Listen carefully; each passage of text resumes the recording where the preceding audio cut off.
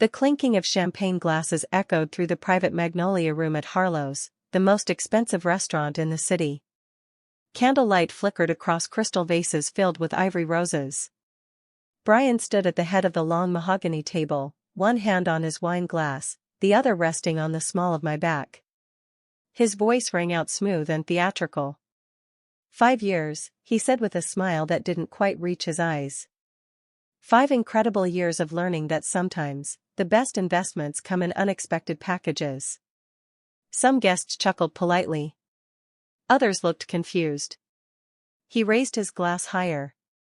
Let's toast to the woman who walked into my life with nothing but a degree in literature and a heart full of idealism.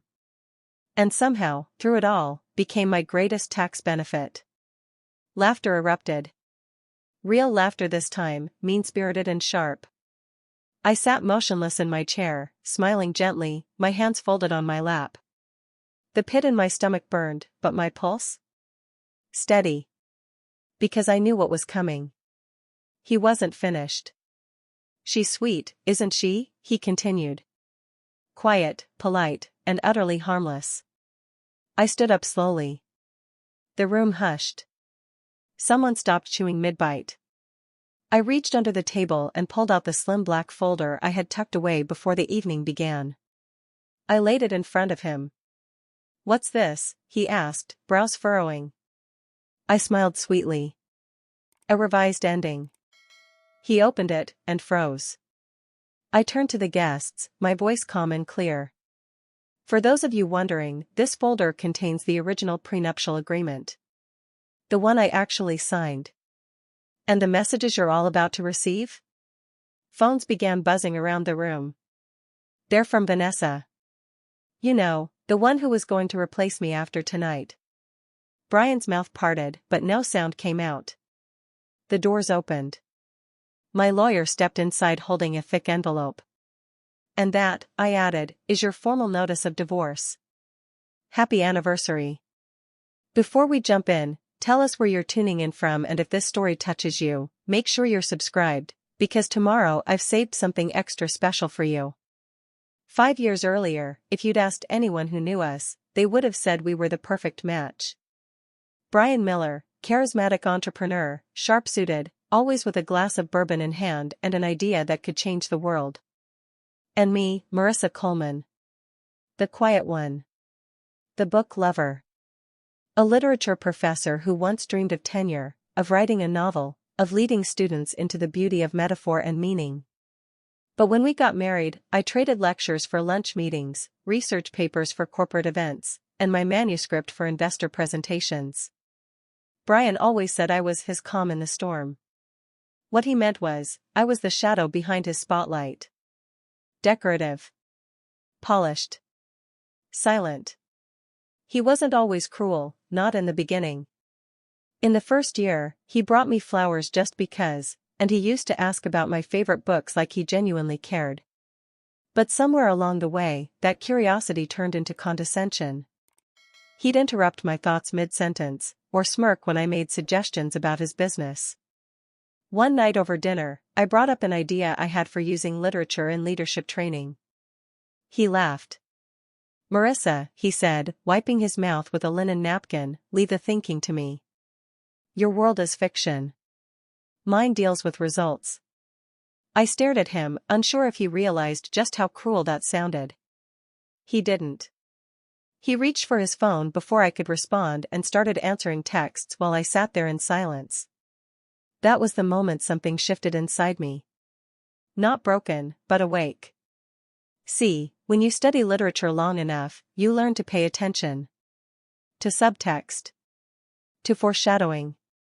To the spaces between the words people say, and the truths they try to hide. Brian thought I wasn't paying attention. He had no idea I was taking notes the entire time. It started with little things. Brian coming home later than usual. Locking his office door, something he'd never done before. Whispered phone calls in the hallway. And that strange nervous energy, like he was always waiting for something, or someone. At first, I told myself I was being paranoid. Overthinking, the way anxious minds tend to do. But then came the night I found his laptop open on the kitchen counter while he was in the shower. I wasn't looking for anything. Truly. But the screen lit up on its own when I passed by. And right there, glowing bold in a private messaging app I'd never seen before, was a notification. Vanessa, last night was amazing. Can't wait to see you again, after she goes to visit her parents next week, winky face. I didn't click on it. I didn't scream. I didn't throw anything. I took a breath, reached for my phone, and took a photo. Then I gently closed the laptop, wiped the counter, and returned to slicing the strawberries I'd started. When Brian came back into the kitchen, towel around his neck, he kissed my cheek like nothing had changed. And in a way, nothing had. Except now, I had a name. Vanessa. A name that would come up again 2 days later, when I saw it saved under marketing consultant in his phone, though, to my knowledge, our company didn't have any consultants named Vanessa. That night, while he slept beside me, I stayed up and created a new email account. One only I knew about. And I began to collect screenshots, voicemails, email drafts he forgot to close. I organized everything by date and theme, labeled folders like infidelity, financial fraud, and prenup manipulation. What began as heartbreak had now become research. Because if Brian wanted to treat me like a quiet observer in his story, I was more than ready to write my own plot twist.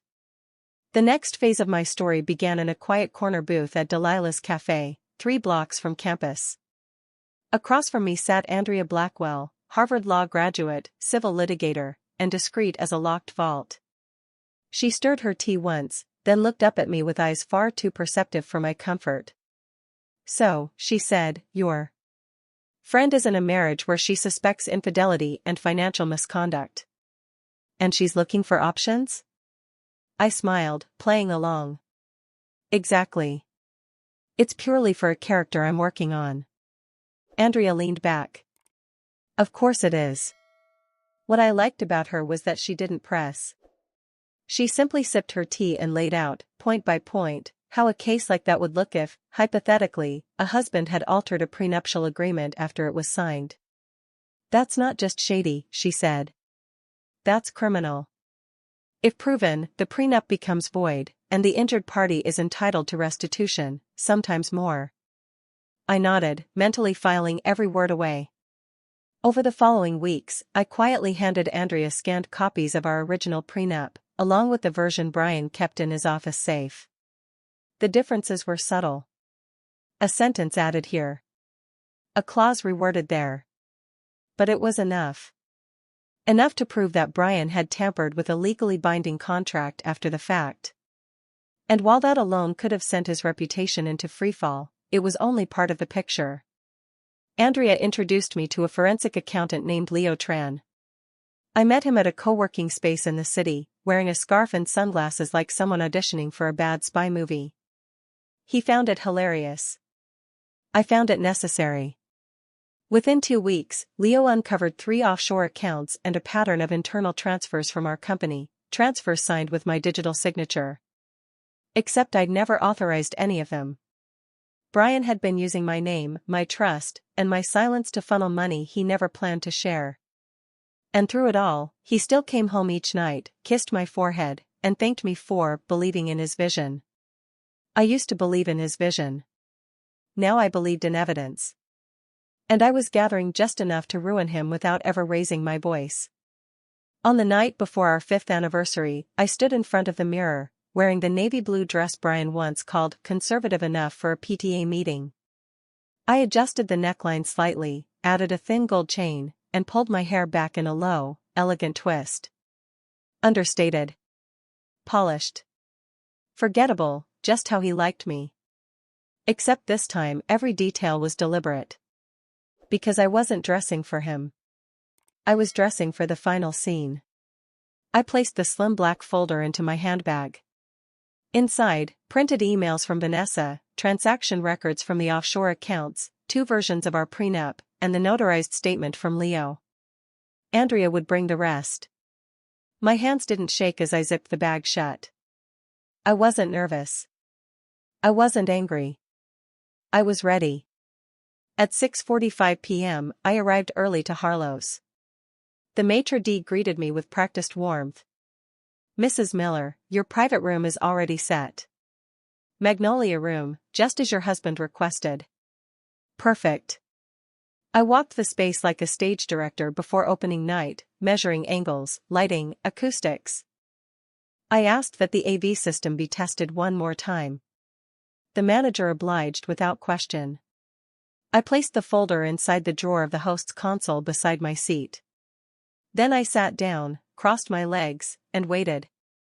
At 7:08, the guests began to arrive. Brian waltzed in at 7:22, flanked by two of his business partners and his usual glassy confidence. He kissed my cheek. "You look surprisingly elegant," he said, as if it were an accident. I smiled. "You too." He didn't notice the phone I'd tucked into my clutch, already set to broadcast from the AV console. He didn't notice the soft click as the room's microphone went live. He didn't notice anything. And that was the beautiful part. Because for once, the man who always needed to be the center of attention was about to watch the spotlight shift. The dinner began like most of our social events, performative, loud, and shallow. Brian took his place at the center of the table like a king hosting his coronation. The wine flowed, the waitstaff moved in synchronized silence, and laughter bubbled from every corner, most of it forced. Brian thrived in rooms like this, surrounded by people who owed him favors or feared his judgment. He clinked his glass with a butter knife. "I'd like to say a few words," he began, standing tall with that smug grin carved onto his face. I watched him calmly, my hand resting on the clutch beneath the table.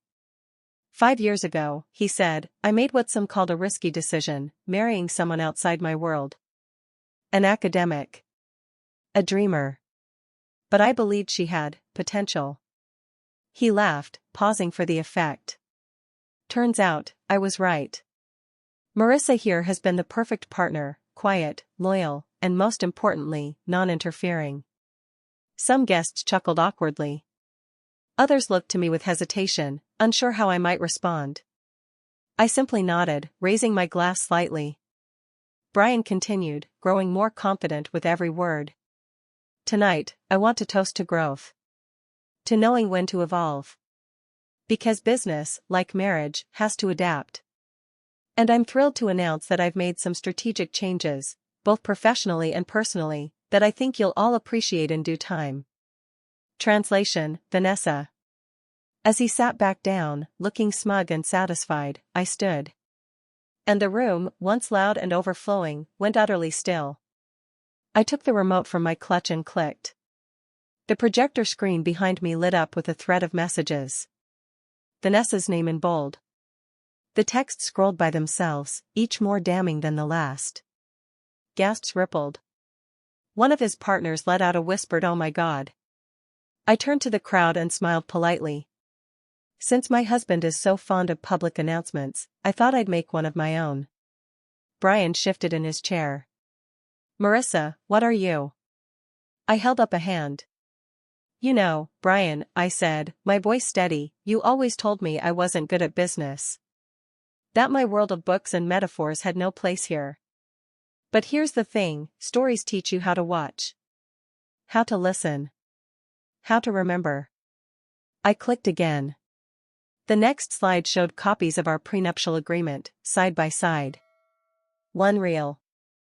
One forged. Andrea stepped into the room, placing a thick envelope in front of Brian. "And that," I said, "is your formal notice of divorce. It comes with a little gift, criminal charges for contract fraud and identity misuse." I looked directly at him. "Don't worry. I remembered to pack the receipts." Then I turned back to the guests. "Enjoy the wine. It's already paid for."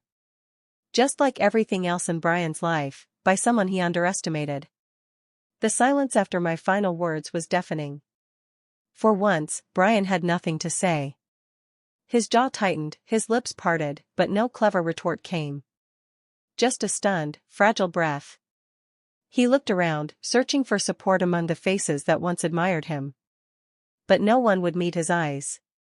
Andrea placed a second document on the table. That's a cease and desist, Brian.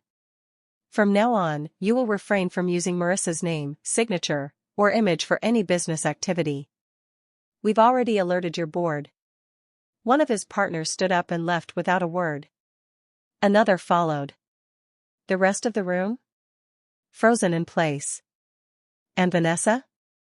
She had the decency, or the sense, to never show. Brian finally spoke, his voice hoarse. Marissa, we can talk about this. I turned toward him, slow and deliberate. No, Brian. You talk. You always talk. This is me, finishing the sentence. I stepped away from the table, walking past him without a backward glance. Andrea followed behind me, calm and collected. As I reached the exit, I paused. You once said I was harmless, I said quietly, not turning around. But you should know better than anyone, the quiet ones always write the best endings. And with that, I left. No screaming. No tears. No scene. Just closure. I didn't go back to our house. I went to a hotel overlooking the harbor, where I sat alone with a glass of red wine and watched the lights ripple across the water. For the first time in 5 years, I felt like the author of my own story. And I had just finished the best chapter yet. 6 months later, I stood behind a lectern in a sunlit university auditorium.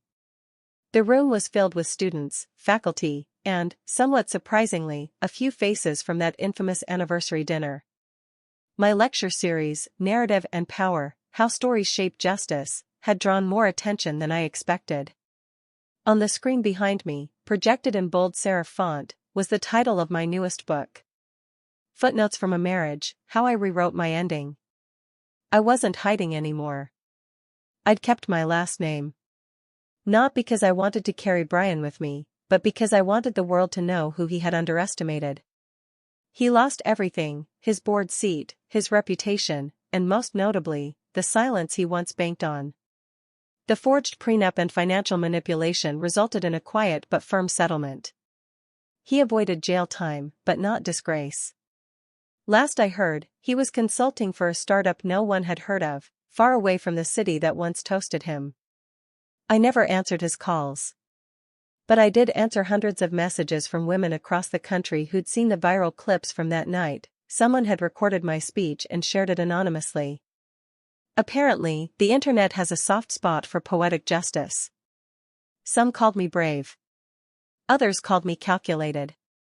I didn't care much for labels anymore. I cared about my students.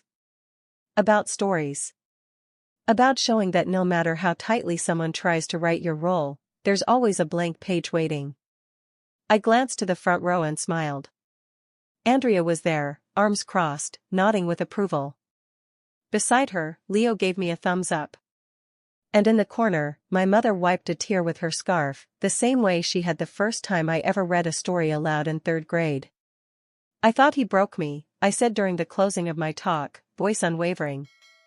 But he only revealed the parts of me I'd been too afraid to use. Applause rose around me, not for vengeance, not for drama. But for a woman who had learned that the most powerful kind of revenge isn't destruction. It's creation. It's stepping into the spotlight they swore you'd never belong in. And owning every word. Sometimes, the best revenge doesn't come with shouting.